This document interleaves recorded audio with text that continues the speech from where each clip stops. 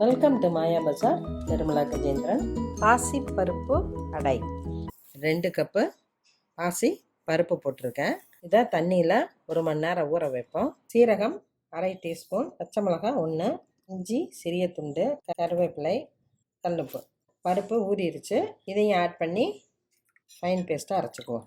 மிளகாயை குறைச்சிட்டு pepper 1/4 teaspoon போட்டுக்கலாம். அரைச்சாச்சு. ரொம்ப தண்ணி ஊற்ற வேண்டாம், கல்லில் ஒட்டிக்கும். சின்ன வெங்காயம் பொடியாக நறுக்கியிருக்கேன், கொத்தமல்லி இலை இதையும் சேர்த்திக்குவோம். கொஞ்சம் மொத்தமாக அடையாட்டை ஊற்றுவோம். இதை வெஜ் ஆம்லேட்டுன்னு சொல்கிறாங்க. தோசைக்கல் காஞ்சிடுச்சு. கடலை எண்ணெய் ஊற்றிக்கலாம். திருப்பி போடுவோம். எண்ணெய் ஊற்றுறேன். லேசாக ப்ரெஸ் பண்ணால் எல்லாம் உள்ளுக்குள்ளே வேகும். தேங்காய் சட்னி, கார சட்னி காம்பினேஷன் நல்லாயிருக்கும். இது ப்ரோட்டீன் ரிச்சாக இருக்குது. குழந்தைங்களுக்கும் வித்தியாசமாக இருக்கும். பெரியவங்களுக்கும் நல்லது. தேங்க்யூ.